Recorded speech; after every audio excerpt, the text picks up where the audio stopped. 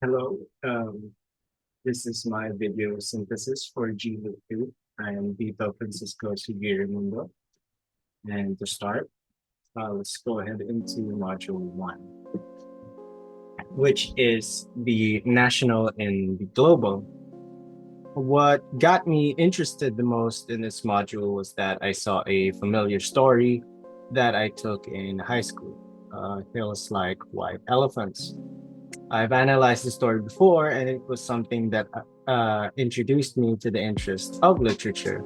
It was a simple story about a man and a girl on a train dealing with a not so simple situation that's carefully hinted and furthered with a not so simple and subtle ways, like how the dialogue was handled or which words to use, such as man being specifically man and girl being specifically girl, to further emphasize that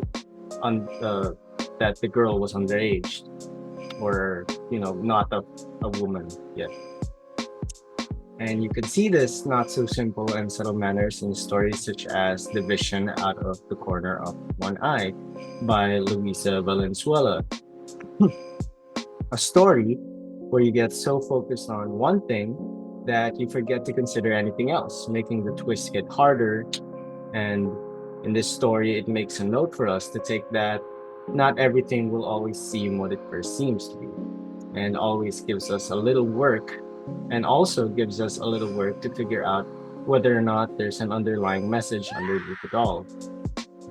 Another example is the Taxi Man story by Catherine Lim, where two figures, the passenger and the driver, discuss two entirely different experiences, colliding with one another, both seemingly not backing down because both believe that things were definitely better back then. But what they don't understand is that with time, things change, and that things that did change were only there because of the culture back then, and they both can't accept that. Um, all of these stories are really good for one thing. It allows people to put themselves in other people's shoes, which we move forward into Module 2, which is colonial past and post-colonial present. Getting a good introduction to perspective allowed this module to really give more emphasis on the final module, which I'll get to later. But to start, post-colonial theory is, from what I took away from the materials, is that it's the aftermath of colonialism or colonization itself, in a literary sense.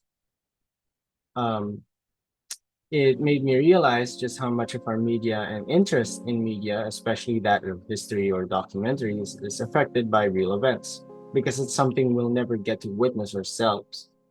And to see it through their lenses or through these materials, much like in Module 1 that deals with perspective in varying cultures or experiences. And with the next entries or materials to cover in the module was centered around this, post-colonial ways of reading was a helpful way to further understand the relevance of certain things, such as the words used, the dialogue itself, the context of the dialogue and story, and the means used to express or articulate what the dialogue and story wants to express. All of which working together to make us understand what it was like to be of this race back then. All of which are great. And it's really important to understand history and how history has affected media, stigmas, stereotypes, races, and cultures in the modern age. However, on the other hand, like all things, too much of it can create, in my opinion, a bad situation, an oversaturation or overabundance. Give, for example, College Humor's I'm Black, Not Poor. It was a satirical skit about coworkers assuming or heavily implying that this guy was, this black person, this African American, was poor just because he was black. It's a good little skit about woke culture in the modern age. And it is of my opinion that yes, woke culture can be good for most cases. History has definitely been unkind to people of color, or victims of colonization, or those dealing with intense power dynamics in context of race. The African American community, or Black community, was made known that they were untreated very, very unkindly by different races, um, almost to a monstrous level. And not almost, never mind, it is a monstrous level. And with the rise of this awareness, most media and discussion around the mistreatment of Black individuals almost became a huge trend to discuss or made prevalent online. For example, you could see these in the forms of media such as, I think it was Get Out by Jordan Peele. Really good film about, uh, you know, a hint of racism, but also a huge plot twist about it. That it's actually the other way around, that they admired the the African American community. I won't say too much if you haven't watched it, but it's a really good um, twist to the whole race theme. I wouldn't say it's all about race. I'd say it's more focused on that idea of horror, but race was definitely a factor in how I saw the movie, or how the movie was presented, in my opinion, at least. So, where were we? Right. Most media and discussion around the mistreatment of Black individuals became a huge trend to discuss online. So much so that it creates a new stereotype or stigma based from the old ones. Much like in this skit that College Humor produced, kind of it was satirical. It was a satirical take on how they were too careful now with this Black friend of theirs. And with these stigmas being around, of course, it's an over exaggeration, but with these stigmas and stereotypes or situations that finds itself in these discussions, it makes it a bit more difficult to to, to talk about, because one wrong thing, one wrong understanding, and it could all be all over the place. It could start different tangents, it could start different arguments, and it's a big threat to one's life, in my opinion, with especially more so with cancel culture. And although this was a skit, and it was a satirical skit or a parody of real life, it's still based on something in real life. It can't be said that it doesn't exist. Now, with roots and routes, moving forward to the last module, I saw it more of a full circle of the entire term and modules that we tackled, more than a new lesson.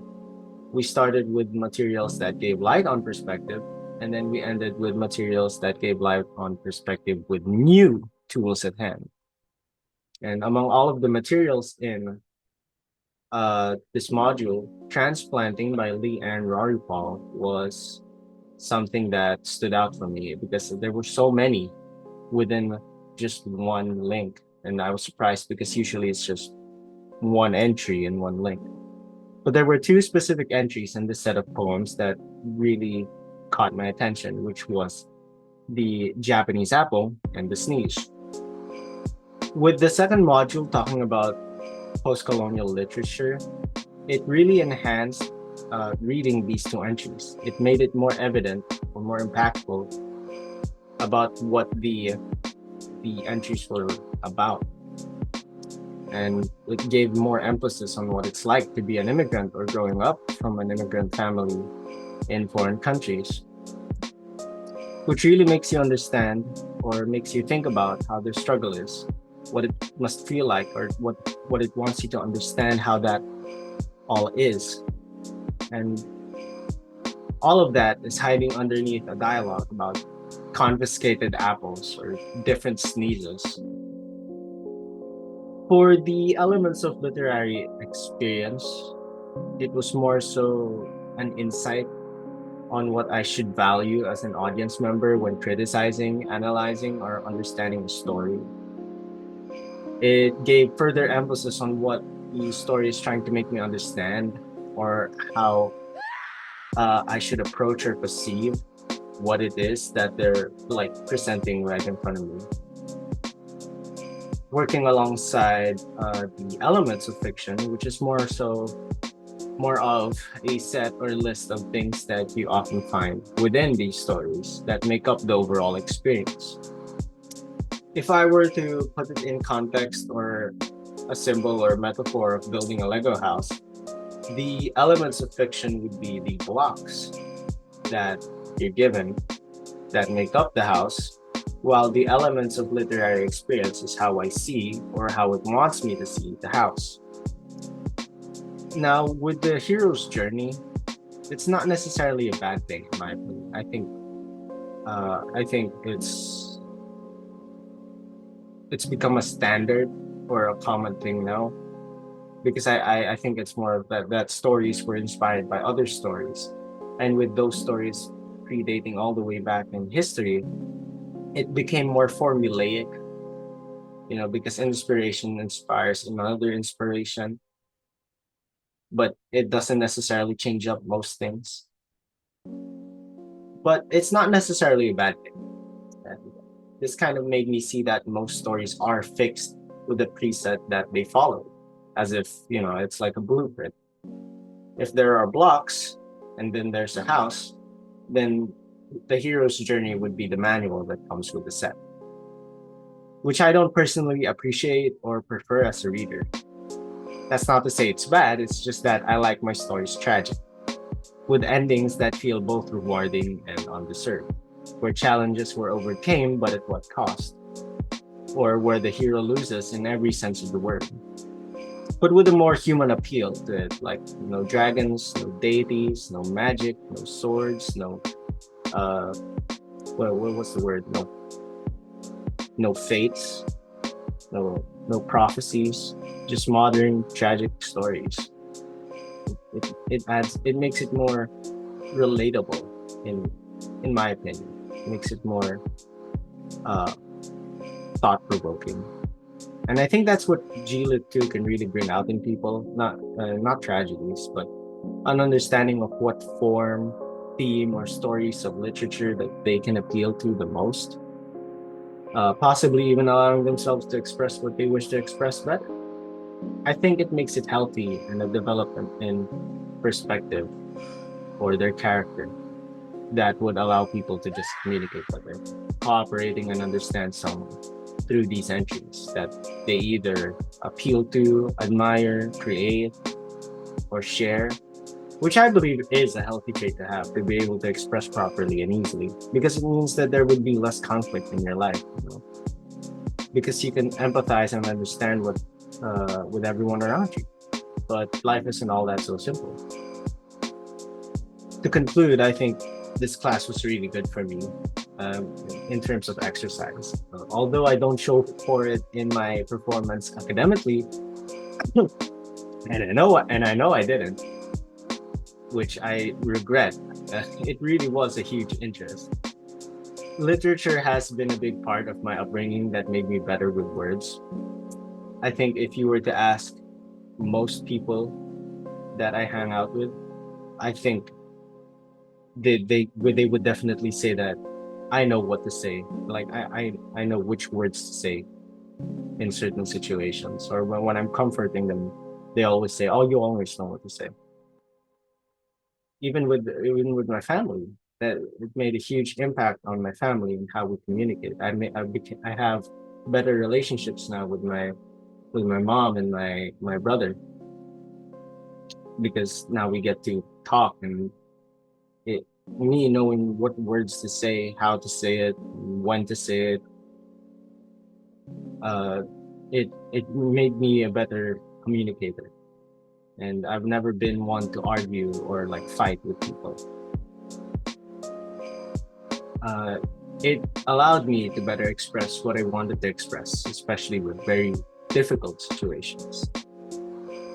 And I expected this course to be more performative. I'll be honest with you. with poems or entries being presented in class or submitted in Canvas, like you're in front of class and you're like to be or not to be. Well, not necessarily that, or like, like nevermore.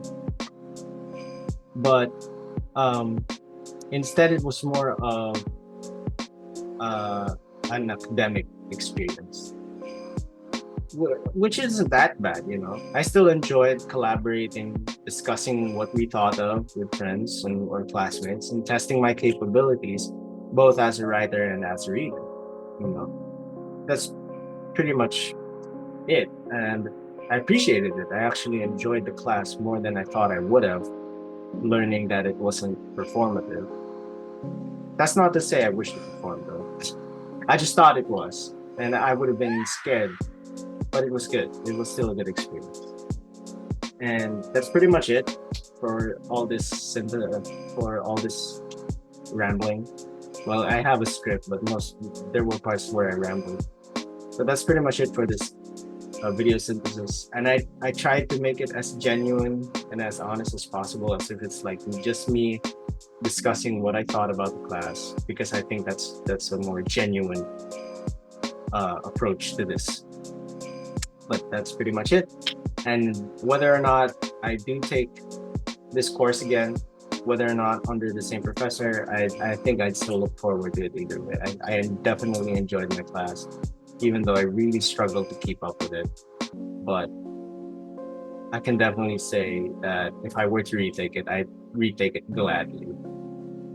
But also, you know, regrettingly. But that's pretty much it. Thank you, sir. And whoever may be listening, thank you for listening to me ramble. And I hope that I make it in time. It's 3:15 a.m. Thank you, sir.